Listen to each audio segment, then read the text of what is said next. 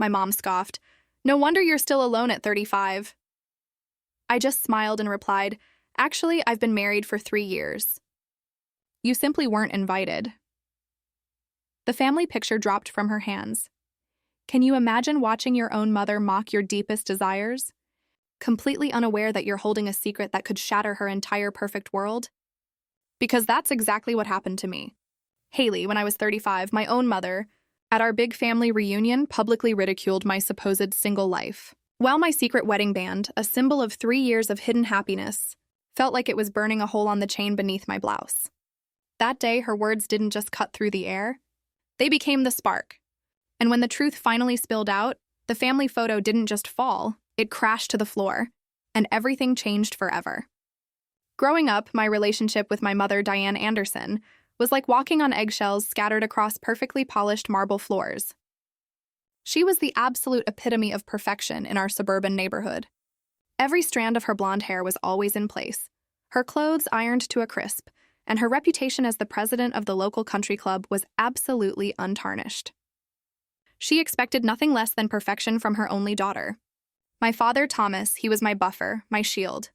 His gentle nature balanced her sharp edges. He'd wink at me across the dinner table when Mom launched into another lecture about proper posture or the importance of joining the right clubs at school. Haley Bear, he'd say, just be yourself. That's more than enough. But when I turned 12, Dad suffered a sudden heart attack, and just like that, he was gone. It left Mom and me alone in our big house, filled with too many echoes and far too many expectations. After he died, Mom's grip on my life became a vice. Every report card was scrutinized, every friend vetted, every outfit approved or disapproved with a critical eye. Haley, Harvard doesn't accept B-plus students, she'd say when I brought home anything less than perfect grades. Haley, that skirt makes your hips look wide, she'd comment as I tried on clothes for school. There was always something to improve, something to fix, something that just wasn't quite right about me. By high school, I'd become an expert at anticipating her criticisms.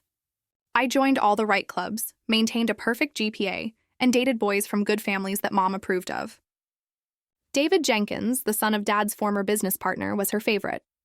Now there's a boy with a future, she'd say, not so subtly hinting that I should consider him seriously. The fact that David had the personality of cardboard and hands that wandered far too freely never seemed to factor into her assessment. The real problems began when I entered college. Mom had mapped out my entire future, an Ivy League education, a degree in law or medicine, and marriage to someone from our social circle by 25. I dutifully attended Columbia, as she wished, but I chose to study English literature instead of pre-law. Poetry won't pay the bills, Haley, she said, with that deeply disappointed sigh I had come to dread. By the time I graduated, the pressure to find the perfect match had become unbearable. Mom would arrange dinner parties, conveniently inviting the eligible sons of her friends. Margaret's son just made partner at his law firm, she'd whisper loudly enough for everyone to hear. Or, James just bought a summer house in the Hamptons, isn't that wonderful? Each potential suitor was paraded before me like prize cattle at an auction. When I did date someone of my own choosing, Mom found ways to sabotage the relationship. She accidentally mentioned my childhood bedwetting problem to Michael during dessert. She questioned Paul's career prospects so aggressively that he never called again. And when I brought home Tony, a brilliant art historian I met in graduate school, she simply looked him up and down and said, I suppose some women don't mind being the breadwinner, effectively ending that relationship before it even had a chance to begin. The comparisons to other daughters were constant and cutting. Did you know Stephanie is engaged to a surgeon? Or, Melissa just got promoted to vice president at her firm, and she still has time to volunteer at the hospital. The unspoken message was always clear. Other daughters were succeeding where I was failing. By 25, I felt utterly suffocated. The constant pressure, the disapproval, the feeling that I could never quite measure up to her standards had worn me down. So when a job opportunity came up in Seattle, 3,000 miles away from our Connecticut home, I jumped at the chance. Mom was furious. Running away won't find you a husband, Haley, she said as I packed my things. You'll end up alone if you keep making these reckless decisions. I moved anyway, telling myself it was just for a year or two, just to gain some independence and perspective. The truth was, despite everything, I still longed for her approval. Every accomplishment, every small success in my new life, I measured against the question, would this finally be enough to make Mom proud? But as the distance between us grew, both physical and emotional, I began to breathe more freely, to discover who I was beyond the confines of her expectations. What I didn't know then was that 3,000 miles wouldn't be far enough to escape the shadow of her disapproval, nor did I realize that my search for independence would lead me to the love that would change everything. I met Adam Hayes exactly 6 months after moving to Seattle. It was my first day at Horizon Technologies, a mid-sized software company where I'd been hired as the communications director. I was lost in the maze of identical corridors, already 10 minutes late for my first meeting, when I literally crashed into him, spilling my coffee all over his wrinkled blue shirt. "I'm so sorry," I gasped, mortified as the dark stain spread across his chest. He looked down at the mess, then back at me with the most genuine smile I had ever seen. "This shirt was due for retirement anyway," he said, extending his hand. "Adam Hayes, lead software engineer and now walking coffee advertisement." There was something immediately disarming about him. He was tall, with unruly dark hair that looked like he'd forgotten to comb it, glasses that kept sliding down his nose, and a relaxed demeanor that contrasted sharply with the high-strung personalities I'd grown up around. Adam showed me to my meeting, then offered to give me a proper tour of the office afterward. That tour somehow extended to lunch, where I learned he had grown up in a small town in Oregon, the son of a high school teacher and a nurse. He had put himself through college with scholarships and part-time jobs, and now at 32, he was respected in his field, but completely uninterested in climbing the corporate ladder. "I just want to build things that help people," he said simply. The titles and corner offices never interested me much.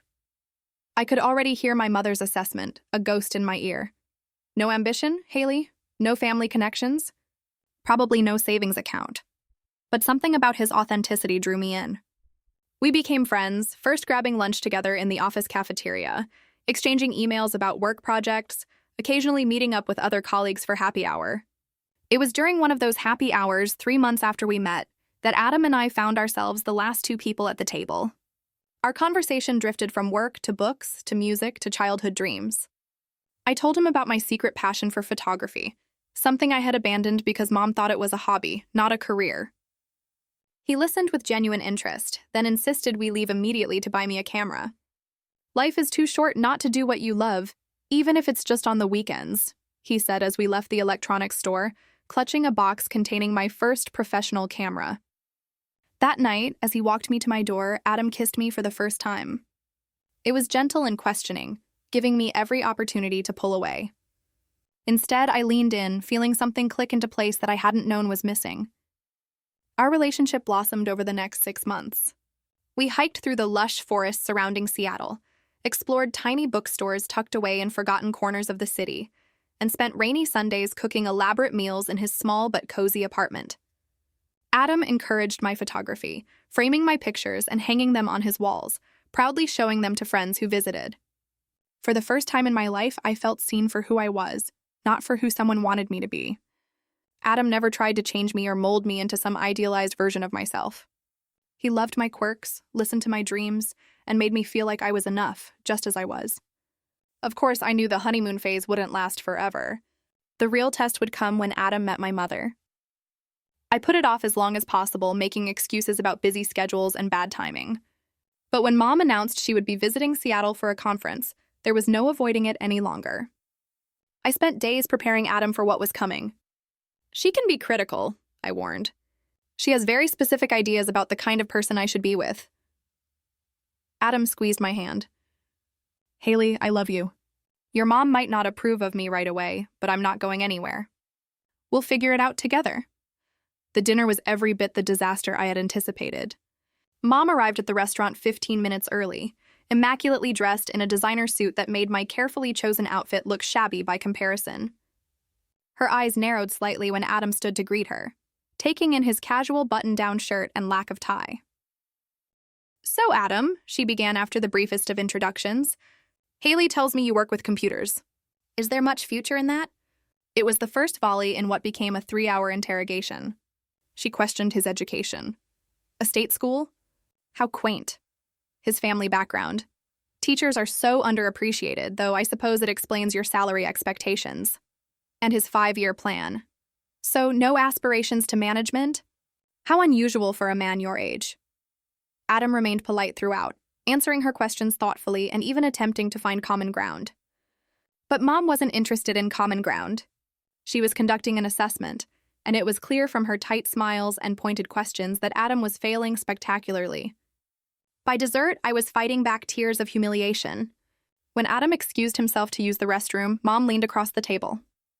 "Darling, he seems nice enough for a casual relationship, but surely you can't be serious about him. He has no connections, no real ambition. You'd be supporting him within 5 years. Mark my words." When Adam returned, she switched tactics, regaling him with stories of the suitable men in our social circle back east. "William just made junior partner at his father's firm," she said, smiling at me pointedly. "He always asks about you, Haley." Later that night, after Mom had returned to her hotel, Adam held me as I cried. "I'm so sorry," I kept saying. "She was horrible to you." "Hey," he said gently, wiping my tears with his thumb. "I didn't fall in love with your mother. I fell in love with you. And if it takes her some time to warm up to me, that's okay. We have time." But as the months passed, it became clear that Mom had no intention of warming up to Adam. She began calling more frequently, always with news about someone from back home who was getting engaged or promoted or buying property. "Life is moving on without you, Haley," she would say. "Don't waste your youth on dead-end relationships." Adam never complained, but I could see the toll it was taking on him, the way his smile would fade when my phone rang and Mom's name appeared on the screen, the quiet resignation in his eyes when I would cancel our plans because Mom had suddenly decided to visit. Despite everything, he remained patient, loving, and supportive. And I fell more deeply in love with him every day, even as I worried about what the future might hold for us. 6 months into my relationship with Adam, Mom's interference shifted from passive-aggressive comments to active sabotage. It began with what she called a little surprise. She had arranged for James Whitmore, the son of her bridge partner, and a recently divorced investment banker, to accidentally be in Seattle during her next visit. "I thought we could all have dinner," she said innocently over the phone. "James is staying at the Four Seasons for a conference, and he remembered how you two hit it off at the Millers' Christmas party years ago." I had no recollection of ever meeting James Whitmore, but that didn't stop Mom from orchestrating an awkward dinner where she practically pushed me into his lap while Adam watched in stunned silence. James, to his credit, seemed as uncomfortable as I was, especially when Mom began listing my accomplishments as if reading from a resume. "Haley graduated cum laude from Columbia," she told James, completely ignoring Adam's presence. "She could have gone to law school, but she decided to explore her options first. Such a shame. But it's never too late to go back, is it?" After that dinner, the floodgates opened. Suddenly, Mom was connecting me with every eligible bachelor who happened to be passing through Seattle. There was Michael, the neurosurgeon, attending a medical conference. Christopher, the hedge fund manager, expanding his West Coast operations. And Tyler, the recently relocated attorney whose mother just happened to be Mom's former roommate at Vassar. The phone calls became more frequent and more pointed.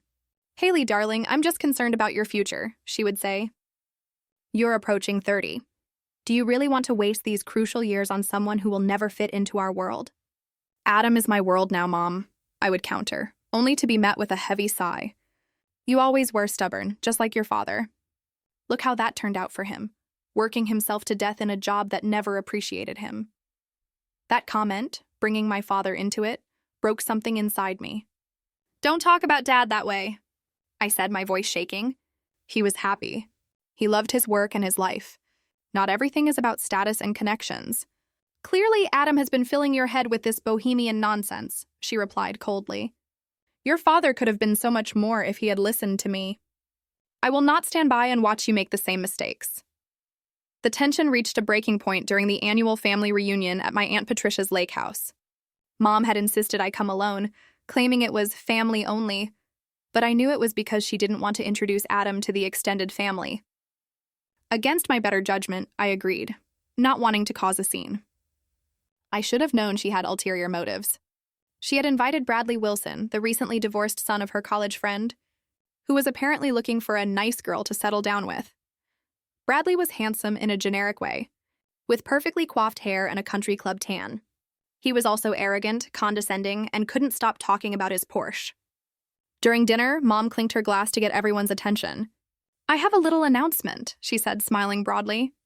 "Bradley has just been made partner at Wilson & Associates, and he has generously offered to give Haley some career advice. Isn't that wonderful?" Before I could respond, she added, "Who knows? Maybe he can convince her to move back east where she belongs." The entire table turned to look at me, expectant smiles on their faces. I felt trapped, cornered like an animal. "Actually," I said, trying to keep my voice steady, "I'm very happy with my job in Seattle, and I'm in a serious relationship." Mom's smile froze. "Haley is being modest. This little marketing job is just a stepping stone, isn't it, darling? And as for this boy she's seeing, well, summer flings are so nice, but winter is coming." The table erupted in laughter while my face burned with humiliation. Later, as Bradley cornered me on the porch with thinly veiled propositions disguised as career opportunities, I texted Adam, "I can't do this anymore. Can you come get me?" 3 hours later, Adam's modest Honda pulled into the circular driveway of my aunt's lakeside mansion. The look on Mom's face when I introduced him to everyone and announced we were leaving together was a mixture of shock, anger, and embarrassment. "You're making a scene, Haley," she hissed as I gathered my things. "No, Mom," I replied, loud enough for nearby relatives to hear. "You have been making a scene since the day I introduced you to Adam." The drive back to Seattle was tense. For the first time since we had been together, Adam didn't try to smooth things over or look for the bright side. "I can't keep doing this, Haley," he said finally, his knuckles white on the steering wheel. "I love you, but your mother is never going to accept me, and I can't spend the rest of our lives being treated like I'm not good enough." "Are you breaking up with me?" I asked, my heart pounding. He sighed deeply. "No, I'm asking you to make a choice. Either we find a way to set boundaries with your mother, or this relationship isn't going to survive." The next few weeks were some of the hardest of my life. I tried explaining to Mom that her behavior was damaging my relationship, but she dismissed my concerns. "If your relationship cannot withstand a mother's natural concern, then it's not strong enough to begin with," she said.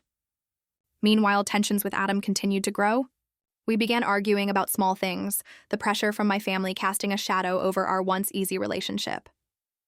I would wake up in the middle of the night crying silently while Adam slept beside me, torn between the two people I loved most in the world. The breaking point came when Mom showed up unannounced at my apartment one Sunday morning. Adam and I had been enjoying a lazy breakfast when the doorbell rang. There stood Mom, designer suitcase in hand, announcing she had decided to spend some quality time with me. For the next week, she dominated every conversation, criticized everything from my apartment decor to my job performance, and made it impossible for Adam and me to have any private time. When Adam suggested we all go to dinner to clear the air, Mom declined, claiming she had a headache, only to call an hour later asking me to come home because she was feeling lonely. After Mom finally left, Adam and I had the biggest fight of our relationship. "She's never going to stop, Haley," he said, pacing our small living room. "She will keep interfering until she gets what she wants, which is us breaking up." "What am I supposed to do?" I cried. "She's my mother." "And I want to be your husband," he shouted back, then stopped abruptly, looking as surprised by the words as I was. In the stunned silence that followed, we both realized we had reached a crossroads. Something had to change, or we would lose each other. Neither of us knew then just how dramatic that change would be, or how it would alter the course of both our lives forever. 2 months after our fight, Adam and I took a weekend trip to the San Juan Islands. The tension with my mother had created a strain between us that we were both eager to escape, if only for a few days. We stayed in a small cottage overlooking the water, spent our days hiking through forests of towering pines, and our evenings watching the sunset paint the sky in brilliant oranges and pinks. On our second night, Adam suggested a walk along the beach after dinner. The moon was full, casting a silver path across the dark water. We walked hand in hand, the only sound the gentle lapping of waves against the shore and the distant cry of seagulls. "Do you remember the first time we went to the coast?" Adam asked, stopping to pick up a smooth stone and skip it across the water. I smiled at the memory. "You tried to impress me with your surfing skills and ended up with a bloody nose." He laughed. "Not my finest moment. But you took care of me, and that's when I knew." "Knew what?"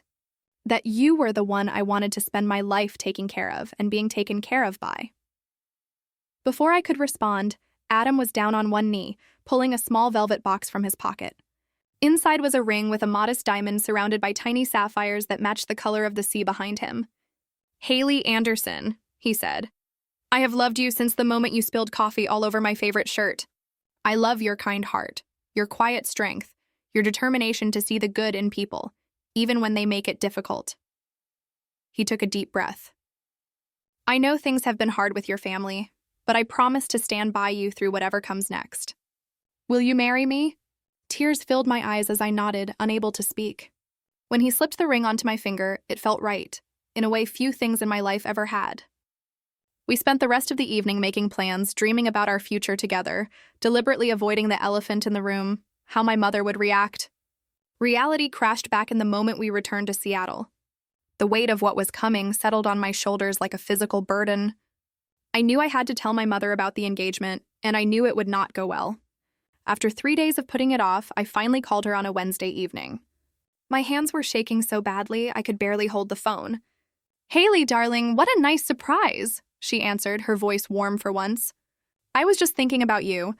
Patricia's daughter just got engaged to the most wonderful boy from Greenwich. His family owns that publishing company, you know the one." I took a deep breath. "Mom, I have some news too. Adam asked me to marry him, and I said yes." The silence that followed was so complete I thought the call had dropped. Then came her voice, cold and controlled. "I see, and when did this happen?" "Last weekend. We went to the San Juan Islands and—" "Have you set a date?" She interrupted.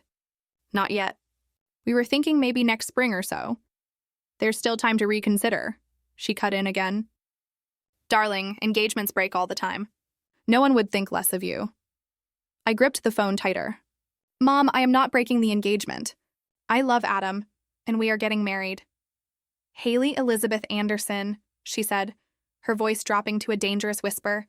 "You cannot possibly be serious about marrying that nobody. What about your future? What about children? Do you want them growing up without the advantages you had?" "Adam is not a nobody," I said, feeling my temper rising. "He is brilliant and kind and loves me for who I am, not who he wants me to be." "Is that a dig at me?" she asked sharply. "After everything I have done for you, I have only ever wanted what is best for you." "No, Mom. You have only ever wanted what you think is best for me." "There's a difference." The conversation deteriorated from there. Mom alternated between icy fury and tearful manipulation, telling me I was throwing away my future, that I would regret this decision, that I was breaking her heart. "Your father would be so disappointed," she said, delivering the cruelest blow she could think of. "Dad would have loved Adam," I countered, tears streaming down my face. "He would have seen what a good man he is." "Well, your father isn't here, is he? And I am telling you, this is a mistake. If you marry that man, Haley, don't expect me to be there. In fact, don't expect me to be in your life at all." Her final words left me cold. "If you choose him over your family, Haley, don't ever call me mother again." The line went dead, and I collapsed onto the floor, sobbing uncontrollably. That was how Adam found me an hour later when he came home from work. He held me as I told him everything through hiccuping sobs. "She said she would disown me, Adam. She said not to call her mother anymore." Adam's face was grim, but his voice was gentle. "Haley, I love you more than anything, but I need you to be sure. If you want to call off the engagement, I will understand." I looked up at him through swollen eyes. "Is that what you want?" "No," he said firmly. "I want to marry you. I want us to build a life together, but I don't want to be the reason you lose your family." I thought about my mother's ultimatum, about her constant criticism and manipulation, about the way she had never accepted the choices I made for myself. Then I thought about Adam, who had loved and supported me unconditionally, who had never tried to change me or mold me into someone I was not. "You are not the reason," I said finally, a new resolve hardening my voice. "I am not calling off the engagement, Adam. I want to marry you, but..." "But what?" I took a deep breath, the kernel of an idea forming. "But I don't think I can face a big wedding with her there. Or worse, with her making everyone miserable. What would you think about eloping? Just us, somewhere beautiful, without all the drama?" Adam studied my face carefully. "Are you sure that's what you want? Not just to avoid your mother, but really what you want for our wedding?" I nodded, feeling a strange sense of relief wash over me. "Yes, just us, making promises to each other. That's all that matters to me." 2 weeks later, we were married in a small ceremony on the same beach where Adam had proposed. His parents were there, along with his sister and her husband, and my 2 closest friends from Seattle. It was simple, intimate, and perfect in every way, except for the hollow space where my family should have been. As we exchanged vows with the sound of waves crashing behind us, I made another silent promise to myself. I would not let my mother's absence taint this day or our future together. I was choosing happiness, choosing love, choosing Adam. It was the hardest decision I had ever made. But standing there, looking into the eyes of the man who loved me completely, I knew it was the right one. What I didn't know then was that this decision would set in motion a chain of events that would force me to live a double life for the next 3 years, a life of secrets and omissions that would eventually collide in the most dramatic way possible. Our honeymoon was a week in a small coastal town in Oregon, not far from where Adam grew up. We stayed in a charming bed and breakfast, spent our days exploring tide pools and hiking coastal trails, and our evenings planning our future together. For that one perfect week, I didn't think about my mother or the family I had left behind. It was just Adam and me, starting our life together. Reality returned when we got back to Seattle. My mother had called twice during our honeymoon, leaving messages as if nothing had happened. "Haley, darling, call me back when you get a chance. Janet Williams is hosting a charity gala next month, and I thought you might want to fly back for it." Her son Steven just finished his residency at Mass General. I listened to her messages with a mix of sadness and disbelief. It was as if she had completely erased our last conversation from her memory, along with my engagement to Adam. When I finally called her back, I carefully avoided any mention of the wedding. "I can't make it to Janet's gala," I said. "Work is really busy right now." "Always work with you," she sighed. "Well, when are you coming to visit then?" "It's been months." This began the strangest chapter of my life.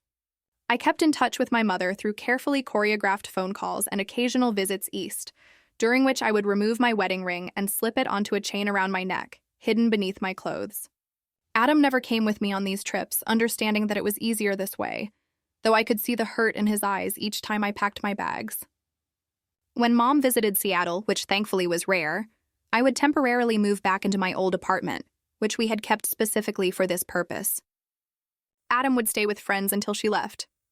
The apartment was maintained as if I still lived there alone, complete with a single toothbrush in the bathroom and no male clothing in sight. "This place could use a man's touch," Mom would often comment, looking around the deliberately sparse decor. "Maybe if you spent—" I would smile tightly and change the subject, the weight of my secret life growing heavier with each lie.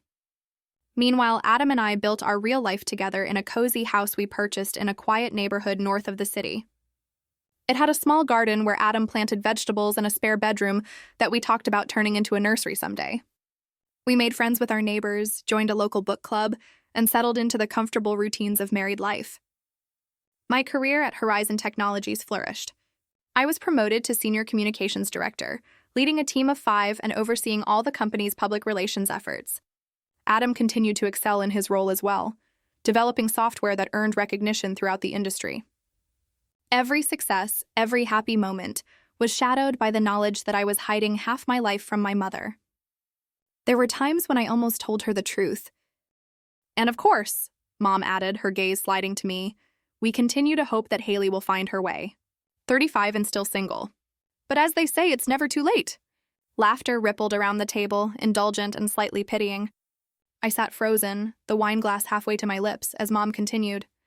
"Though perhaps it is time to accept that some women are simply meant for career success rather than family life. Not everyone can have it all after all." "Actually, Mom," I heard myself say, my voice clear and steady despite the thundering of my heart, "I'm not single." The table fell silent, all eyes turning to me. Mom's smile remained fixed, though her eyes narrowed slightly. "Darling, what are you talking about? Have you been keeping secrets from your mother?" There it was. The perfect opening, delivered with just enough saccharine concern to mask the accusation beneath. Something snapped inside me. 3 years of lies and pretense and hidden resentment finally broke free. "Yes, I have," I said, setting down my glass carefully. "I have been married for 3 years." The silence that followed was absolute. Mom's smile froze, her face a mask of confusion and disbelief. "What are you saying, Haley?" "This is not funny." It's not a joke, Mom. I married Adam Hayes 3 years ago. The same Adam you said was not good enough for me? The same Adam who is Lily's father and my husband. Around the table, relatives exchanged shocked glances. Aunt Patricia's hand flew to her mouth. Uncle James let out a low whistle. That is not possible, Mom said, her voice rising slightly. You would have told me. You wouldn't have kept something like that from your own mother. I laughed, a sound without humor. Wouldn't I? You told me if I married him, I should never call you mother again. You gave me an ultimatum, and I made my choice. I never said that, she protested, looking around the table for support. Haley is exaggerating. We had a disagreement about her boyfriend. That's all. Husband, I corrected. And you did say it. You said if I chose him over my family, not to call you mother anymore. So I did what you asked. I never told you I got married. I never told you Adam is Lily's father. I never told you about our house or our life together, or any of it. Mom's hand trembled as she reached for the small clutch beside her plate. She opened it, removing a silver-framed photo. She always carried a family portrait taken at my college graduation. This is our family, she said, holding it up like evidence in a trial. Just us. That was 10 years ago, Mom. This is our family now. I pulled out my phone, opening to a recent photo of Adam, Lily, and me at the park. Our faces close together, smiling in the sunlight. I held it out to her. Mom stared at it for a long moment. Then, suddenly, the frame slipped from her fingers, crashing to the table and sending shards of glass across the pristine white tablecloth. You lied to me, she whispered, her face pale. For 3 years you lied to my face. Yes, I admitted, I did. Because you gave me no choice. You made me choose between the man I love and my mother, and it broke my heart. But I chose Adam, and it was the right choice. He loves me for who I am, not for who he wants me to be. Mom pushed back from the table abruptly, her chair scraping loudly against the hardwood floor. I think you should leave, she said, her voice shaking with anger or hurt or both. If this is how little our family means to you, that you would deceive us this way, then perhaps you don't belong here after all. I stood slowly, looking around at the shocked faces of my relatives. I'm sorry you had to find out this way, I said to them. I never wanted to lie to any of you, but Mom made it impossible for me to tell the truth. As I turned to leave, Uncle James spoke up. Diane, this is ridiculous. She's your daughter. Are you really going to throw her out for getting married? Stay out of this, James. Mom snapped. You have no idea what she has done. What she has done is create a family, Aunt Patricia said quietly. Is that really so unforgivable? Mom did not answer, her back rigid as she stared out the dining room window. I gathered my purse and walked to the door, pausing for a moment. For what it's worth, Mom, I never wanted it to be this way. I always hoped someday you would accept Adam, accept us. I guess I was wrong. I walked out of the dining room with as much dignity as I could muster, though my legs felt weak and my hands were shaking. As I climbed the stairs to pack my things, I heard the murmur of voices rise behind me, arguments breaking out among the family members. In my room, I quickly threw my belongings into my suitcase, tears blurring my vision. I called Adam, who answered on the first ring. Haley, what's wrong? I told them, I said, my voice breaking. I told everyone about us, about our marriage. Mom kicked me out. Are you okay? Where are you going to go? I'll get a hotel for tonight and fly home tomorrow, I said, zipping the suitcase closed. I'm so sorry, Haley, he said softly. I wish I was there with you. Me too, I whispered. As I carried my suitcase down the stairs, I found Uncle James waiting in the foyer. I'll drive you to a hotel, he said, taking the bag from me. This is not right what Diane is doing. Thank you, I managed, grateful for the small kindness. As we walked to the door, Mom appeared from the dining room. Her face was composed now, but her eyes were red. So you're really leaving? She said, not quite a question. You asked me to, I replied simply. She nodded once, a sharp, jerky movement. You've made your choice clear, Haley. No, Mom, you made the choice for both of us 3 years ago. I just lived with the consequences. I walked out the door without looking back, though I could feel her eyes on me as Uncle James loaded my suitcase into his car. As we pulled away from the house, I caught a glimpse of her in the doorway, a small, rigid figure framed by light, watching her daughter leave for what might be the last time. In the car, Uncle James glanced at me. Your father would have liked Adam, you know. He never cared about all that status nonsense your mother is obsessed with. I nodded, unable to speak past the lump in my throat. We drove in silence to the hotel where Adam had already booked me a room. Before I got out of the car, Uncle James squeezed my hand. "Give her time, Haley. She's stubborn, but she loves you. Eventually, she'll realize what she's losing." I didn't believe him then, too raw from the confrontation to imagine any path to reconciliation. As I checked into the hotel alone, my family celebrating without me just miles away, I felt both a profound sense of loss and, surprisingly, relief. The secret was out. The double life was over. Whatever came next, at least I would face it honestly, with Adam by my side. The flight back to Seattle the next morning was a blur. I moved through the airport in a daze, replaying the previous night's events in my mind, analyzing every word, every expression, wondering if I could have handled things differently. By the time the plane touched down, I had cycled through grief, anger, guilt, and back again multiple times. Adam and Lily were waiting at the arrivals gate, my daughter bouncing with excitement, a homemade sign reading, "Welcome home, Mommy," clutched in her small hands. The sight of them, my real family, broke through the numbness that had enveloped me since leaving Connecticut. I swept Lily into my arms, breathing in her sweet scent, feeling her little arms wrapped tightly around my neck. "Missed you, Mommy," she whispered, and I had to bite my lip to keep from crying. Adam embraced us both, his steady presence anchoring me. "How are you holding up?" he asked quietly as we walked to the car. "I don't know," I answered honestly. "It feels like I've lost her all over again, but also like maybe I lost her years ago and just didn't want to admit it." The days that followed were strangely peaceful.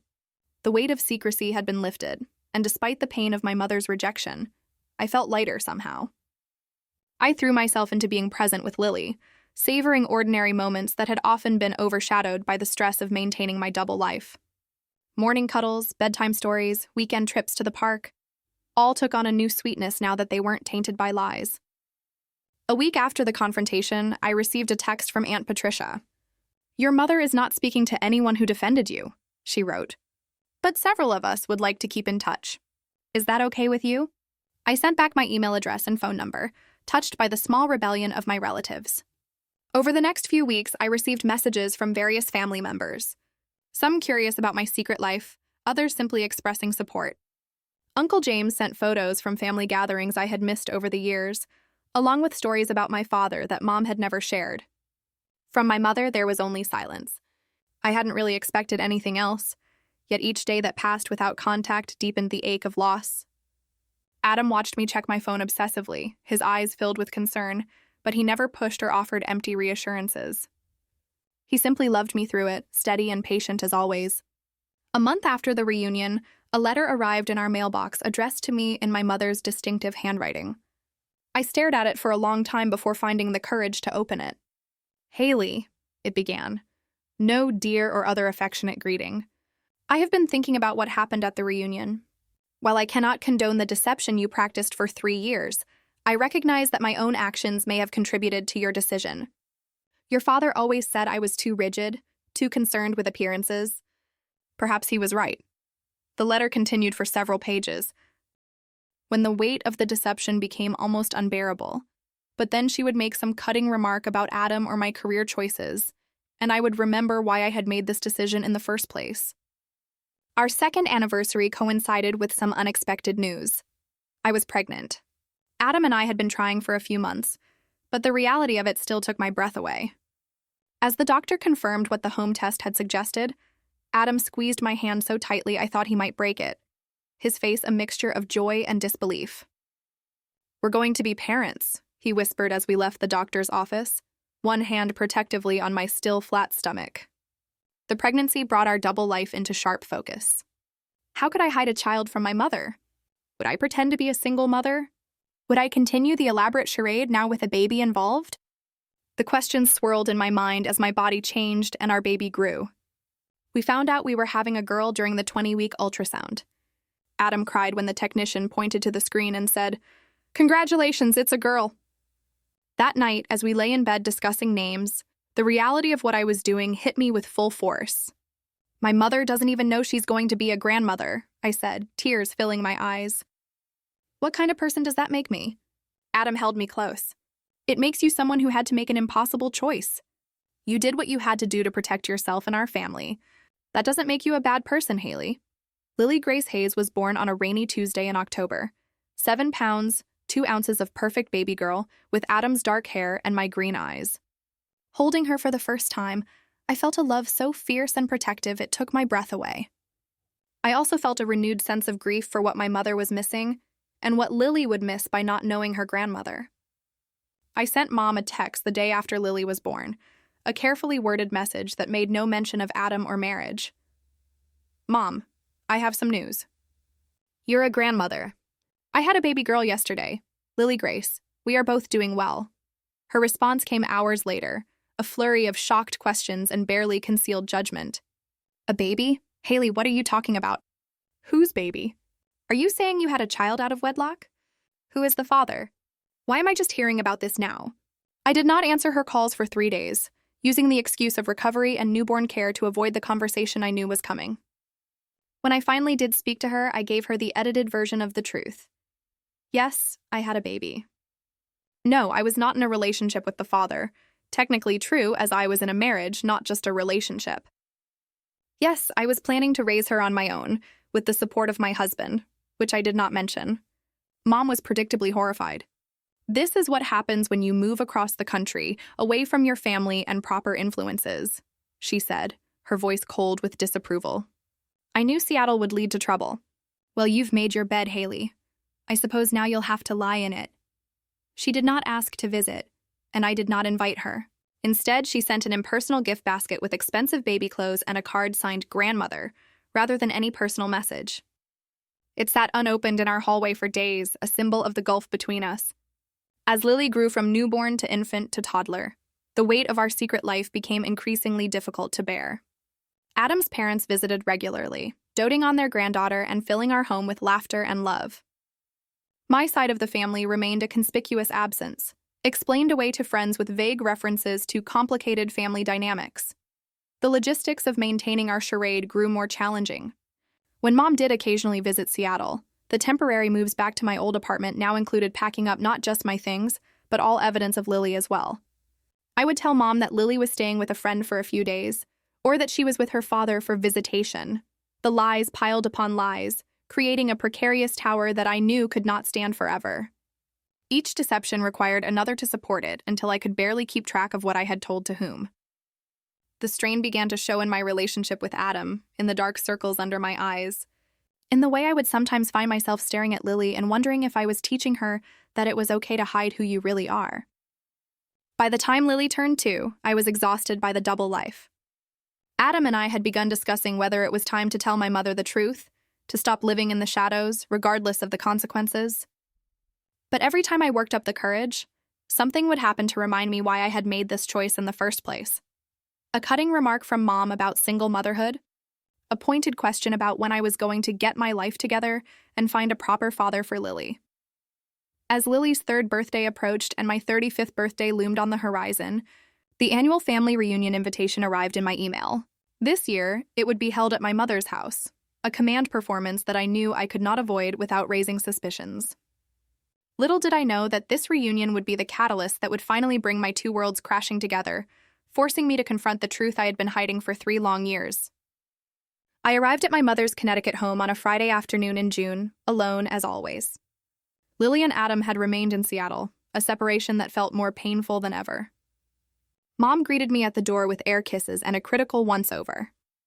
"Darling, you look tired," she said, ushering me into the foyer. "Is that child keeping you up at night still?" At 3, she really should be sleeping through. "Lily sleeps fine, Mom," I replied, setting down my suitcase. "It's just been busy at work." The house was immaculate as always, every surface gleaming, fresh flowers arranged just so in crystal vases. Family photos lined the hallway, carefully curated snapshots of a life that existed only in my mother's mind. There I was in my graduation cap and gown, standing between Mom and Dad, his arm around my shoulders, his smile proud and genuine. There was Mom at some charity event, elegant in black tie attire. Conspicuously absent were any photos of Lily, my own daughter, relegated to a secret that didn't fit the narrative of our perfect family. The reunion officially began that evening with dinner for the immediate family. The extended relatives set to arrive the following day. Aunt Patricia was there with her husband Robert, my cousins Jessica and Matthew with their spouses, and my Uncle James, my father's younger brother, who had flown in from Chicago. Dinner was a formal affair, served in the dining room I had always found intimidating as a child. Mom had prepared her famous beef Wellington, a dish she reserved for special occasions, and the conversation flowed along with the expensive wine Robert had brought. "So, Haley," Aunt Patricia began as we moved to dessert, "how is life as a single mother? It must be so difficult managing everything on your own." I felt my cheeks flush. "It is challenging sometimes, but we're doing well." "And the father?" Uncle James asked, always direct. "Is he in the picture at all?" Before I could answer, Mom cut in smoothly. "Haley prefers not to discuss that situation, James. Some decisions, once made, are best left in the past." The way she said it, with that slight edge to her voice, made it clear what she thought of my situation. I gripped my fork tightly, fighting the urge to tell them all the truth then and there. The evening progressed with more subtle digs and probing questions disguised as concern. By the time I retreated to my old bedroom, I was emotionally exhausted. I called Adam, speaking in hushed tones even though my door was closed. "I don't know if I can do this for another 2 days," I confessed, curled up on my childhood bed. "Mom keeps making these comments and everyone looks at me like I'm some cautionary tale."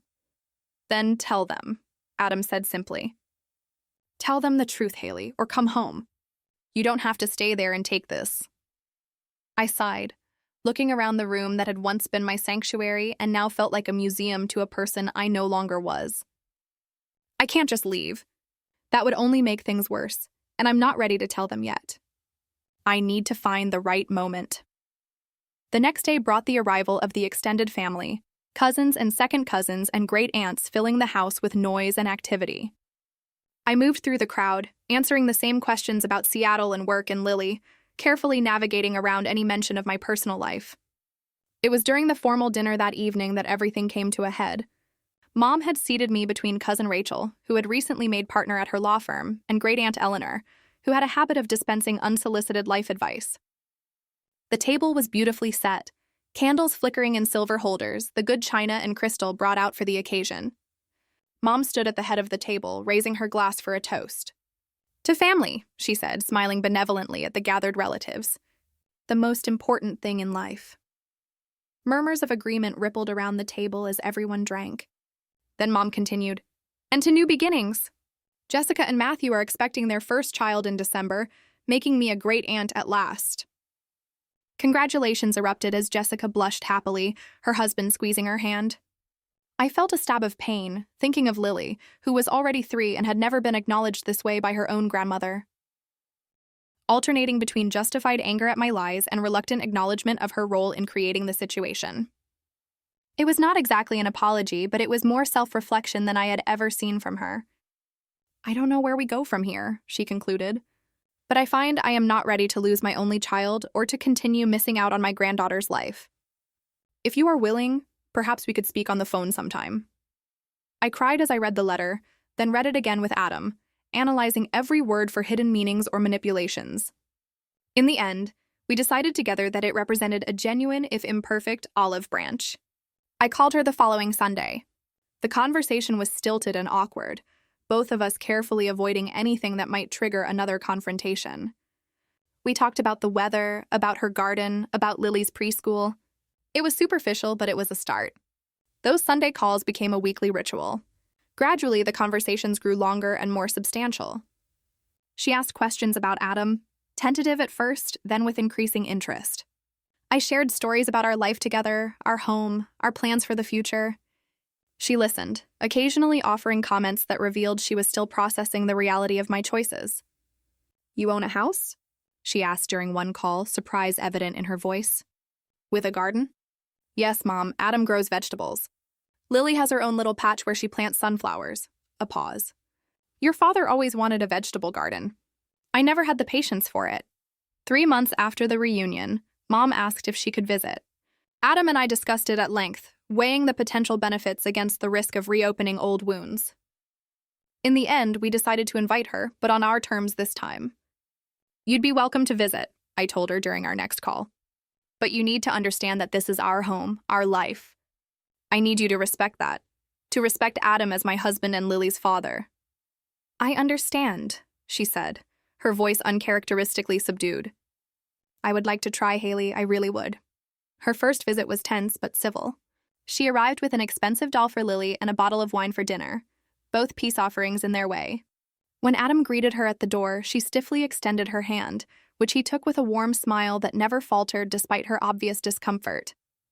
Lily, unaware of the complex history between her grandmother and parents, charmed Mom with her curiosity and energy. By the end of the first day, I caught Mom smiling genuinely as Lily showed her the collection of rocks she had gathered from our garden. That evening, after Lily was in bed, the three of us sat in the living room, the conversation halting and careful. Finally, Mom set down her wine glass and looked directly at Adam. I owe you an apology, she said formally. I judged you unfairly, based on superficial criteria that have nothing to do with your character or your ability to make my daughter happy. It is clear to me now that you have done that, made her happy in ways I failed to recognize. Adam nodded, accepting her words with grace. Thank you for saying that, Diane.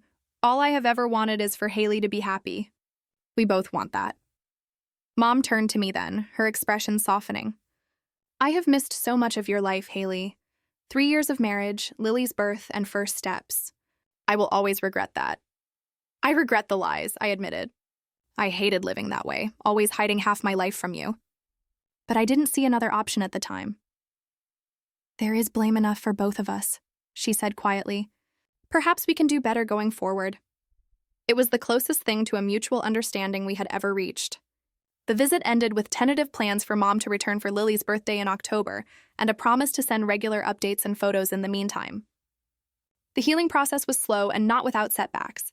Mom occasionally slipped into old patterns, making subtle digs about our modest home or questioning our parenting choices. But now, instead of swallowing my hurt or avoiding confrontation, I would calmly set boundaries. That comment was hurtful, Mom, I would say. If you continue speaking to us that way, we will have to end this visit early. To my surprise, she usually backed down, sometimes even apologizing. It seemed the fear of losing her connection to me and Lily outweighed her need to control and criticize. It was not perfect, but it was progress. As the months passed, our relationship slowly transformed into something new, something healthier. Mom began to show genuine interest in Adam's work, in our life in Seattle, in the choices we had made together. She still occasionally expressed views that made me cringe, but the sharp edge of judgment had softened. On Lily's 4th birthday, Mom flew out for the celebration.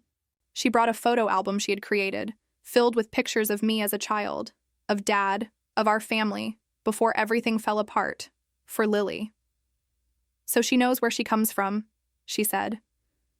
That night after the party, I found Mom sitting on our back porch looking at the stars. I joined her, wrapping a blanket around my shoulders against the autumn chill. Thank you for coming, I said softly. It meant a lot to Lily and to me.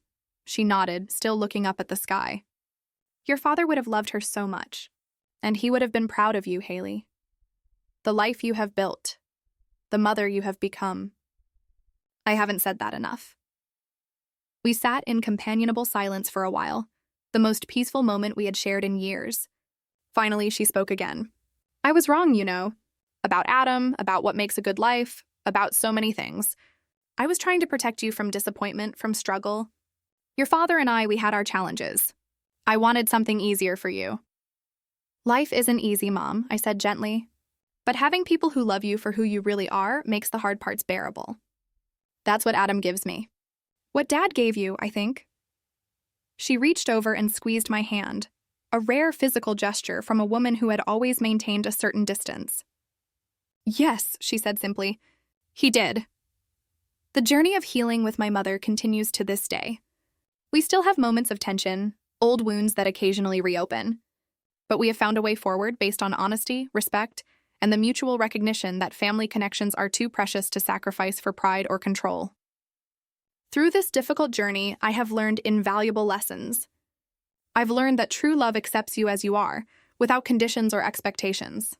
I've learned that sometimes the hardest choices, the ones that hurt the most in the moment, lead to the greatest growth. I've learned that honesty, even when painful, is ultimately less destructive than deception. Most importantly, I've learned to define family, not by blood or obligation, but by love and choice. Adam and Lily are my first family, the one I chose and created. My mother is learning to be part of that family on new terms, ones that respect our autonomy and dignity. As I watch Lily playing with her grandmother in our garden, I feel a sense of peace that once seemed impossible. The road here was longer and more painful than I ever imagined it would be. But standing in this moment, I know that every step was necessary. Our lives are shaped not just by the love we receive, but by the boundaries we set, the truths we tell, and the courage we find to be authentically ourselves, even when it costs us dearly. Sometimes the most loving thing we can do for ourselves and others is to stand firm in our truth, even when it hurts, because only then can real healing begin. Now that I've shared my story, I'm genuinely curious. Have you ever had to make a difficult choice between your family's expectations and your own happiness? What did you do and how did it turn out? Tell me what you think in the comments below. I really want to know your stories. And if this resonated with you, please give this video a like and subscribe for more personal journeys like mine. Thank you for listening.